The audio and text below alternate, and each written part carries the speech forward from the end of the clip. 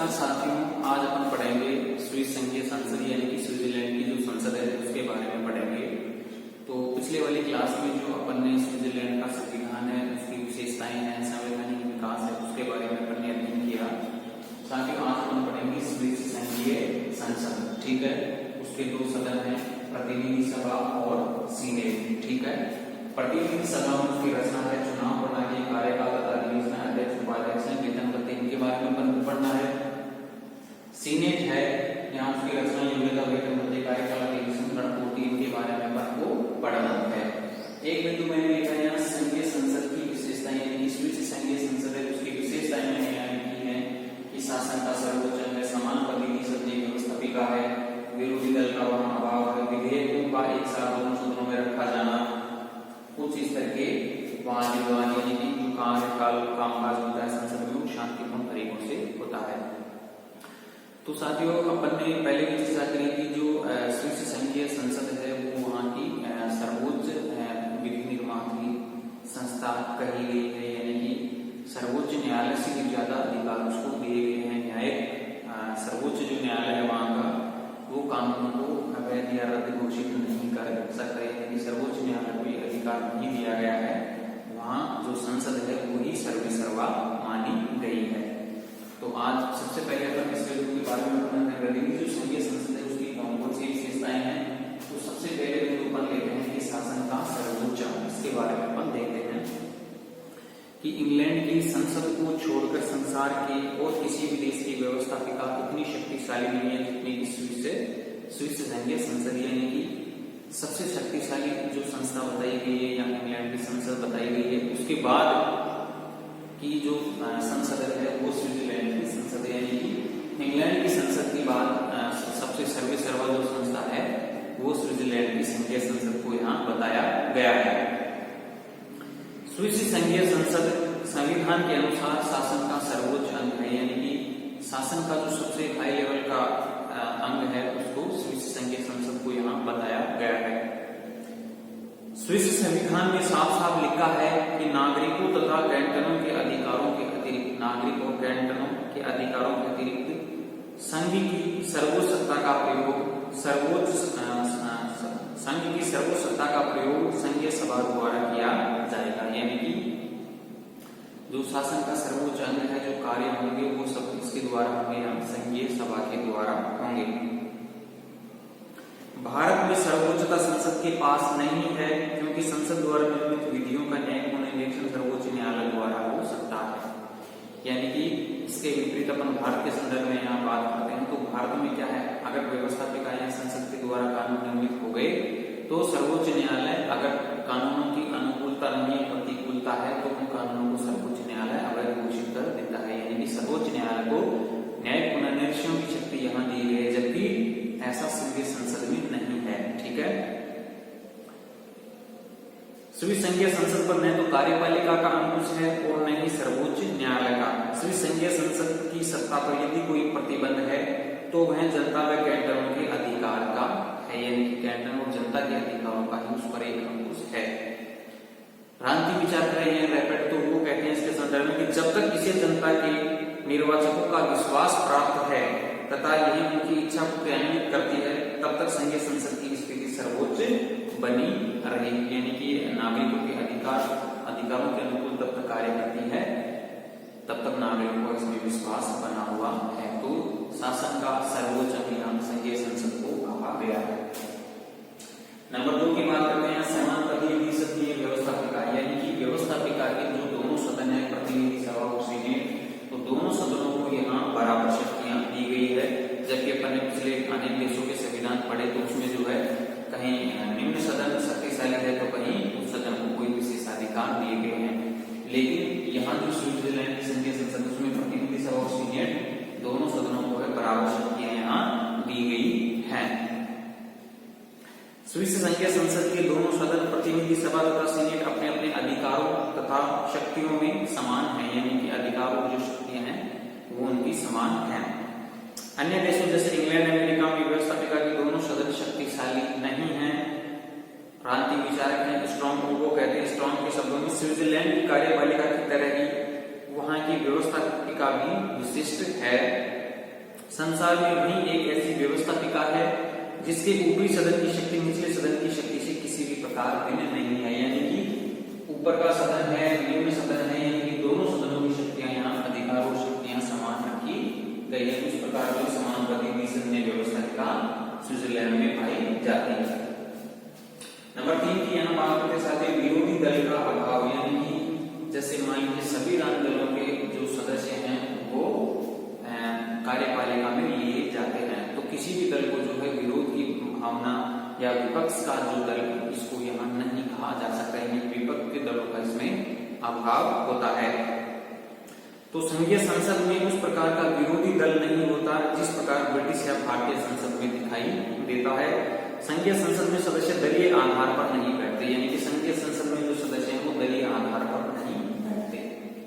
Number 4 बात करते हैं कि विधेयकों का एक साथ दोनों सदनों में रखा जाना, यानी कि किसी भी प्रकार का कोई विधेयक है तो दोनों सदनों में वो एक साथ रखा जाएगा कि दोनों सदनों पर आपस में विचार विमर्श कर सकते हैं, अपने अपने दलों के माध्यम से उस पर जो भी काट छांट उसमें करनी है, तो जो विधेयक है वो दोनों सदनों में एक साथ रखे जाते हैं। इस प्रकार भारत में पहले लोकसभा में रखा जाता है, फिर लोकसभा के द्वारा उसको राज्यसभा में भेजा जाता है, तो इस प्रकार की व्यवस्था वहां नहीं है।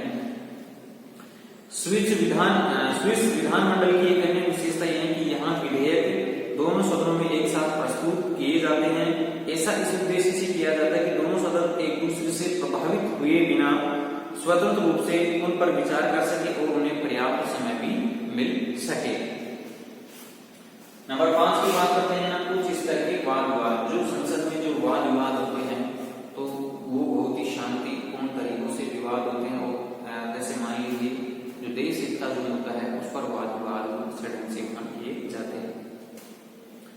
एक जो विशेषता है वहां की कि इसमें संयंत्र रूप से भाषण दिए जाते हैं, इसके वाद विवाद का स्तर बहुत ऊंचा होता है, इसमें समस्त कार्य शांतिपूर्ण तरीकों से किए जाते हैं, तालियों की गड़गड़ाहट, नारेबाजी, सेम सेम की आवाजें आदि इसमें शायद ही कभी सुनने में आती हो। इस प्रकार का शोरगुल जो है वहां की स्विट्जरलैंड की संघीय सभा में संसद में नहीं होता।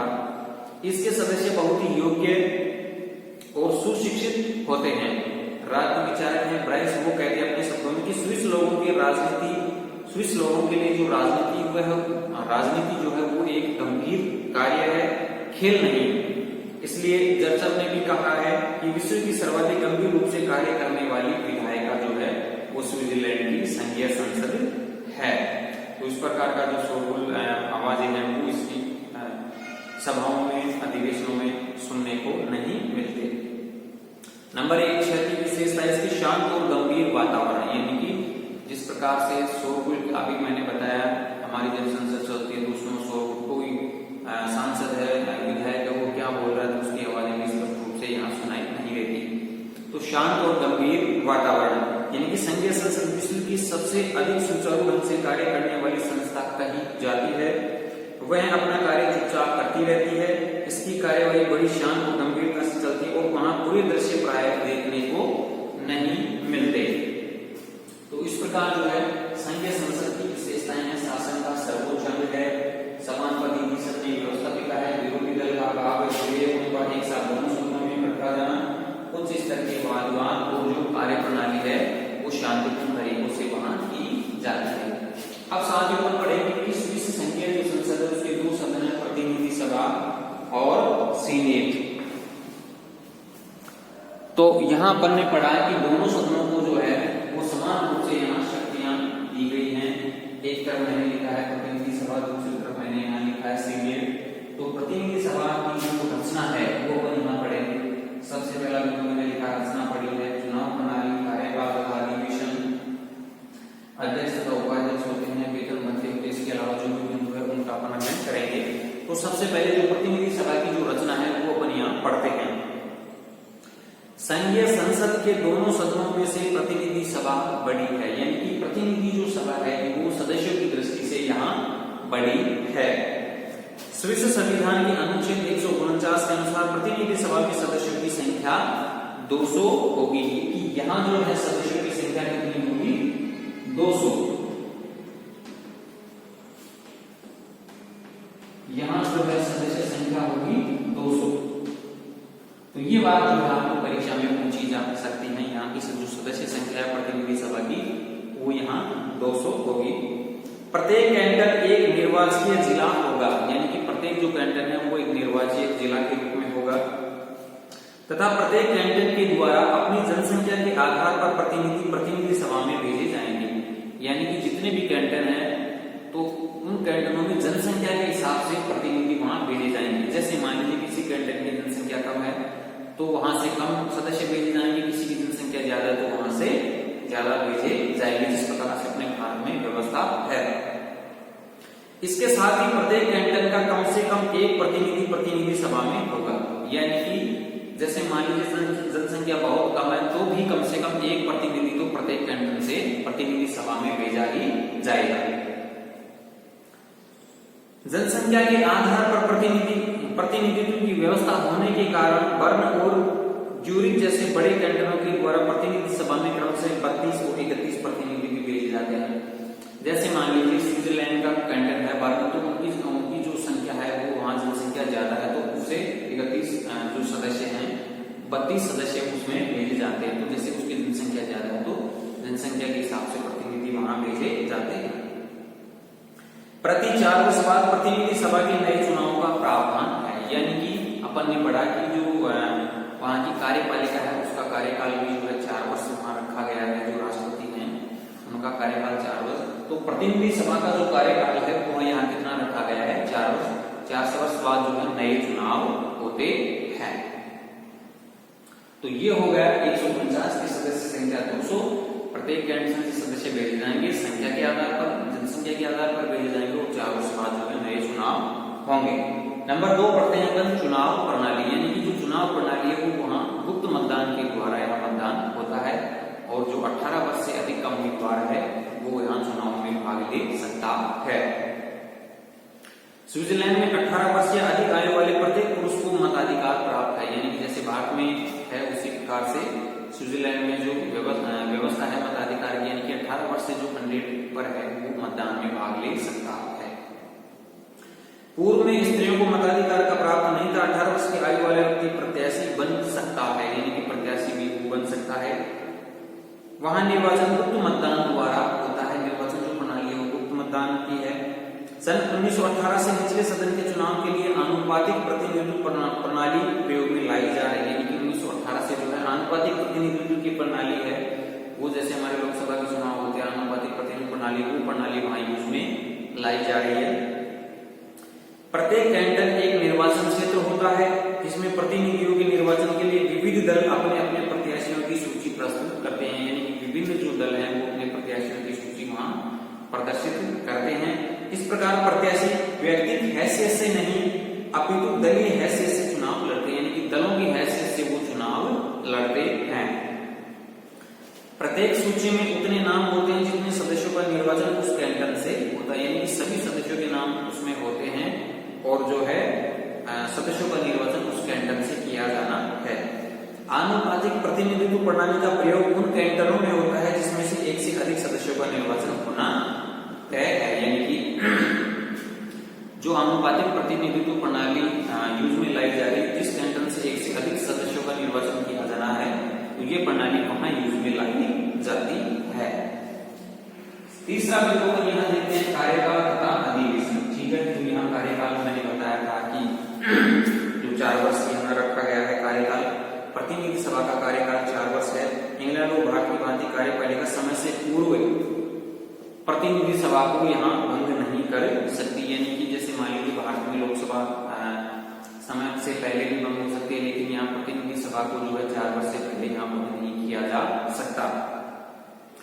स्विट्जरलैंड में संसद के दोनों सदन केवल 4 वर्ष से पूर्व उसी स्थिति में भंग किए जा सकते हैं जब एक सदन संविधान के पूर्ण संशोधन का प्रस्ताव पारित करे और दूसरा सदन उसका विरोध करे या सहमत न हो, तो उसी स्थिति में जो है 4 वर्ष से पहले जो है ये सदन भंग हो सकते हैं, अन्यथा नहीं। तथा स्वीय जनता जन्म संग्रह के आधार पर अनुच्छेद 193 के अनुसार संशोधन से सहमति प्रकटित कर दे। प्रतिवर्ष मार्च, जून, सितंबर और दिसंबर में इस सदन की बैठकें होना आवश्यक है। यानी कि जो अधिवेशन होंगे वो मार्च में होंगे, जून में होंगे, सितंबर में होंगे और दिसंबर में। प्रतिनिधि सभा अपने अधिवेशन अधिवेशन स्वयं बुलाती है। प्रतिनिधि सभा की बैठकों के लिए गणपूर्ति की कुल संख्या का बहुमत रखा गया है, वो सब निर्णय बहुमत से लिए जाएंगे। यानी कि जो गणपूर्ति की जो लिखा गई है कि जो सदन की जो बहुसंख्या संख्या है वो गणपूर्ति के लिए यहाँ रखी गई है, और प्रतिनिधि सभा है वो अपने अधिवेशन स्वयं यहाँ बुलाती है। नंबर 4 की हम बात करते हैं अध्यक्ष तथा उपाध्यक्ष। यानी प्रतिनिधि सभा का एक अध्यक्ष होता है, एक उपाध्यक्ष होता है। जिस प्रकार भारतीय लोकसभा के अध्यक्ष को यहाँ हमने स्पीकर कहा जाता है। तो संविधान के अनुसार यह व्यवस्था की गई कि प्रतिनिधि सभा प्रत्येक सत्र के लिए एक अध्यक्ष तथा एक उपाध्यक्ष का निर्वाचन करेगी। यानी कि जब प्रत्येक सत्र शुरू होता है तो एक अध्यक्ष और एक उपाध्यक्ष का निर्वाचन यहाँ किया जाता है। परंतु आजकल यह परंपरा बन गई है कि अध्यक्ष तथा उपाध्यक्ष का निर्वाचन प्रतिवर्ष किया जाता है। जो व्यक्ति अध्यक्ष अथवा उपाध्यक्ष पद पर है वह अगले वर्ष खुद पर निर्वाचित नहीं हो सकता। यानी कि ये परंपरा बन गई थी, इस साल जो अध्यक्ष बन गया वो अगले साल का अध्यक्ष नहीं बनेगा। अध्यक्ष का कार्य प्रतिनिधि सभा की बैठकों की अध्यक्षता करना है, सदन में शांति व्यवस्था बनाए रखना तथा सदन की कार्यवाही को अनुशासनात्मक रूप से चलाना उसी का कार्य है। वह एक सामान्य सदस्य की तरह मत दे सकता है, निर्णायक मत भी दे सकता है। यानी कि जो सदन की कार्यवाही है उसको सुचारू रूप से चलाना, जिस प्रकार अपने भारत में लोकसभा अध्यक्ष लोकसभा की कार्यवाही का संचालन करता है, सदन को बनाए रखता है, अनुशासन बनाए रखता है, उसी प्रकार जो है अध्यक्ष यहाँ कार्य करता है। अब नंबर 5 में देखते हैं कि प्रतिनिधि सभा की जो सदस्य हैं उनको वेतन तथा भत्ते कितने मिलते हैं। तो प्रतिनिधि सभा में सदस्यों की कोई निश्चित वेतन नहीं मिलता, परंतु परिषद के अधिवेशन काल में 70 फ्रांक प्रतिदिन के हिसाब से भत्ता मिलता है। यानी कि 70 फ्रांक जो है प्रतिदिन के हिसाब से उनको जो है भत्ते दिए जाते हैं। एक बिंदु और देख लेते हैं उनका कि जो वाद विवाद का स्तर है वो किस प्रकार से है कि प्रतिनिधि सभा में सदस्यों के भाषण जोशीले नहीं होते। जिस प्रकार अपने भारत में लोकसभा की कार्यवाही चलती है तो कई बड़े बड़े जोशीले भाषण दिए जाते हैं, इस प्रकार की कार्यवाही वहां नहीं होती। सदन में सदस्य एक दूसरे की व्यर्थ आलोचना नहीं करते और संयम से बोलते हैं। वे सदन में जर्मन, फ्रेंच, इटालियन तथा रोमन भाषाओं में किसी में भी भाषण दे सकते हैं। सदन में स्थान सत्तारूढ़ एवं विरोधी दल के हिसाब से नहीं लगाई जाती है। सदन में सदस्य अपने कैंटन तथा जिलों के अनुसार बैठते हैं। यानी कि जो बैठने की व्यवस्था है अपने कैंटन और जिलों के अनुसार वो बैठते हैं। ठीक है, किसी की आलोचना वो नहीं करते। तो साथियों ये प्रतिनिधि सभा की एक तरह से रचना हो गई। जैसे मान लीजिए परीक्षा में आपको पूछा जाए तो इस प्रकार से आपको लिखना है। रचना के संबंध में अपने बात करें चुनाव प्रणाली, जो कार्यकाल, अध्यक्ष तथा वेतन भत्ते। अब साथियों सीनेट की यहाँ बात करते हैं। सीनेट की रचना, योग्यता, वेतन भत्ते, कार्यकाल, अधिवेशन और बढ़ोतरी। ठीक है, तो सीनेट में सबसे पहले अपन बात करते हैं रचना के संदर्भ में। यहाँ बात करते हैं प्रत्येक पूरे कैंटन को सीनेट में 2 प्रतिनिधि और प्रत्येक अर्ध कैंटन को 1 प्रतिनिधि भेजने का अधिकार है। यानी कि स्विट्जरलैंड में जितने भी कैंटन हैं, जो पूर्ण कैंटन है यानी 20 पूर्ण कैंटन है, तो प्रत्येक कैंटन से 2 सदस्य भेजे जाएंगे और अर्ध कैंटन है तो उससे 1 सदस्य वहां सीनेट में भेजा जाएगा। इस तरह सीनेट में कुल सदस्यों की संख्या 46 है, यानी कि 46 जो है 5 सदस्य संख्या है। क्योंकि स्विट्जरलैंड में 26 कैंटन है तथा इनमें से 3 कैंटन राजनीतिक दृष्टि से विभाजित हैं। यानी कि 26 कैंटन तो और जो प्रत्येक जो 3 कैंटन है वो राजनीतिक रूप से विभाजित यहाँ है। इनमें से प्रत्येक अर्ध कैंटन को सीनेट में 1 प्रतिनिधि भेजने का अधिकार है। इसी प्रकार प्रतिनिधित्व के संबंध में इसने अमेरिकी सीनेट का अनुकरण किया है। स्विस संविधान में सीनेट के सदस्यों के चुनाव विधि को निश्चित नहीं किया गया, अभी भी उसे कैंटनों की इच्छा पर ही छोड़ दिया गया है।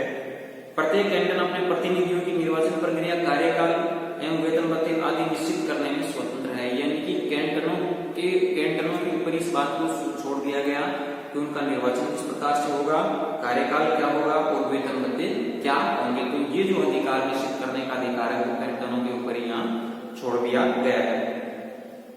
कुछ कैंटन सीनेट में अपने प्रतिनिधि जनता के प्रत्यक्ष मतदान द्वारा चुनकर भेजते हैं। यानी कि कुछ कैंटन ऐसे हैं जो सदस्य चुने जाएंगे उनका चुनाव है वो सीधे प्रत्यक्ष रूप में किया जाता है।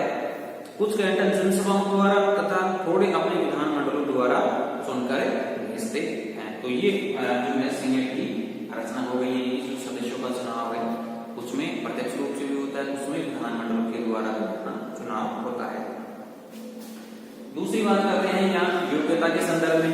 तो सीनेट के सदस्यों की योग्यता वही है जो प्रतिनिधि सभा के सदस्यों की है, यानी कि दोनों सदनों की जो योग्यता है वो लगभग समान है। कोई व्यक्ति जो कैंटन से राज्य का सदस्य निर्वाचित होना चाहता है उसके लिए आवश्यक है कि वह उसे कैंटन का नागरिक होना चाहिए। तो योग्यता के संदर्भ में ज्यादा यहाँ डिफरेंस नहीं है। तीसरे बिंदु की यहाँ बात करते हैं वेतन भत्ते। तो सीनेट के सदस्यों को वेतन भत्ता उनकी कैंटन की सरकारों द्वारा ही दिया जाता है, यानी कि अपने पहले बात करी कि जो सीनेट के जो सदस्य होंगे उनके वेतन भत्ते कार्यकाल को कैंटन ही निर्धारित यहाँ करते हैं। संविधान में लिखा गया है कि सीनेट के सदस्यों का वेतन भत्ते आदि कैंटनों से प्राप्त होगा। अलग अलग कैंटनों द्वारा सीनेट के सदस्यों को अलग अलग वेतन भत्ता दिया जाता है, यानी कि वो कैंटनों के ऊपर है कि वो अपने सदस्यों को कितने वेतन भत्ते देते। तो सभी जो कैंटन है वो अपने सदस्यों को अलग अलग वेतन भत्ते देते, तो यहाँ निश्चित संख्या नहीं है। कार्यकाल के संदर्भ में यहाँ बात करते हैं तो कार्यकाल वही 4 वर्ष है। सीनेट के सदस्यों का कार्यकाल निश्चित नहीं है, इसका कार्यकाल कैंटनों की इच्छा पर निर्भर करता है। 14 कैंटनों में सदस्यों का कार्यकाल 4 वर्ष है, यानी कि जो 14 कैंटनों में सदस्यों का कार्यकाल 4 वर्ष है। 8 कैंटनों में 3 वर्ष और शेष कैंटनों में उनका कार्यकाल 1-1 वर्ष रखा गया है। 2 कैंटनों में प्रत्यावर्तन की व्यवस्था है, यानी कि वो अपने सदस्यों से संतुष्ट नहीं है तो उनको वापस भी बुलाया जा सकता है। तो जो सीनेट के सदस्यों का कार्यकाल है वो यहाँ फिक्स नहीं है, कुछ में 4 रखा गया है, कुछ में 3 रखा गया है, कुछ में 1 रखा गया है। अधिवेशन है तो अधिवेशन की सीनेट की बैठकें प्रतिनिधि सभा की बैठकों के साथ साथ ही इसकी भी बैठक वर्ष में 4 बार मार्च, जून, सितंबर व दिसंबर में होती है, यानी कि जिस प्रकार प्रतिनिधि सभा की बैठकें होती हैं तो उसके साथ ही सीनेट की बैठकें भी यहाँ होती हैं। गणपूर्ति की बात करते हैं तो सीनेट की गणपूर्ति के लिए 46 में जो 24 सदस्यों की उपस्थिति यहाँ आवश्यक है, यानी कि गणपूर्ति के संदर्भ में बात करते हैं तो 24 सदस्यों की जो है उपस्थिति यहाँ होनी जरूरी है। उसी प्रकार सीनेट का एक अध्यक्ष और उपाध्यक्ष होता है। तो सीनेट का एक अध्यक्ष और उपाध्यक्ष होता है, जिनका निर्वाचन सीनेट के सदस्यों द्वारा 1 वर्ष के लिए किया जाता है। जिस प्रकार प्रतिनिधि सभा में अध्यक्ष और उपाध्यक्ष का चुनाव 1 वर्ष के लिए किया जाता है, उसी प्रकार जो है सीनेट में भी सदस्यों का चुनाव 1 वर्ष के लिए, अध्यक्ष का चुनाव जो 1 वर्ष के लिए किया जाता है। कोई भी दूसरी बार उस पद के लिए निर्वाचित नहीं हो सकता। इसके अतिरिक्त यह प्रतिबंध भी है कि एक ही कैंटन के व्यक्ति 1 वर्ष में अध्यक्ष और उपाध्यक्ष नहीं हो सकते, यानी कि इस बात पर प्रतिबंध लगाया गया है कि एक ही कैंटन के व्यक्ति जो है अध्यक्ष और उपाध्यक्ष पद पर साथ नहीं हो सकते। अध्यक्ष की शक्तियां प्रतिनिधि सभा के अध्यक्ष के समान हैं और इसके अध्यक्ष की जो शक्तियां हैं वो यहाँ समान ही रखी गई हैं। अब सीनेट की भूमिका के बारे में देखते हैं कि सीनेट की भूमिका क्या रहती है। कि स्विस सीनेट का निर्माण बहुमत के अत्याचार के विरुद्ध अल्पमत एवं कैंटनों की स्वतंत्रता के सम्यक संरक्षण के लिए हुआ था और आरंभ में इस सदन ने महत्वपूर्ण कार्य भी किए, परंतु समय की गति के साथ लोकप्रिय सदन में अधिक योग्य एवं सक्षम व्यक्ति आने लगे और योग्यता के अनुसार उनके कार्यों में वृद्धि हुई तथा कार्यों के महत्व के कारण उसके अधिकार भी व्यापक हो गए। अभी सदन के अधिकार अत्यंत सीमित हैं। अमेरिकी सीनेट के समान इसे कोई विशेषाधिकार प्राप्त नहीं है, यानी कि सीनेट के संदर्भ में अगर बात करते हैं प्रतिनिधि सभा के संदर्भ में बात करें तो दोनों सदनों की जो है यहाँ जो शक्तियां और अधिकार है वो यहाँ समान रखे गए हैं। किसी सदन को जो है यहाँ ज्यादा अधिकार नहीं दिए गए हैं। ठीक है साथियों, तो यहाँ अपन एक बार इसको दोबारा से देख लेते हैं कि सबसे पहले जैसे स्विस संघीय संसद के बारे में आपको पूछा जाता है तो सबसे पहले आपको देखना है संघीय संसद की विशेषताएं। आपको अलग अलग यहाँ परीक्षा में पूछा जा सकता है साथियों। तो सवाल जो है मैंने आपको बताया 2 नंबर का भी पूछा जा सकता है, 5 नंबर का भी पूछा जा सकता है या 20 नंबर का सवाल भी आपको पूछा जा सकता है। ठीक है, तो स्विस संघीय संसद के बारे में आपको पूछा जाता है तो आपको पूरी बात को बड़ा चढ़ा के लिखनी है। अगर स्विस संघीय संसद के बारे में सवाल पूछा जाता है तो सबसे पहले आपको यहाँ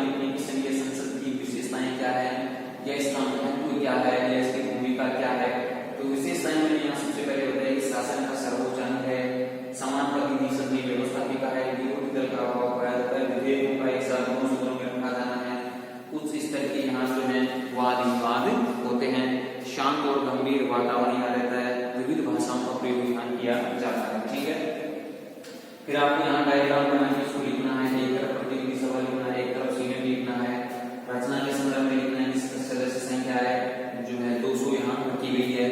जो सदस्य चुने जाएंगे वो यहाँ जनसंख्या के आधार पर चुने जाएंगे, यानी कि किसी कैंटन की जनसंख्या ज्यादा है तो वहां से ज्यादा सदस्य, और किसी की कम है तो कम से कम प्रत्येक एक सदस्य को यहाँ जाएगा।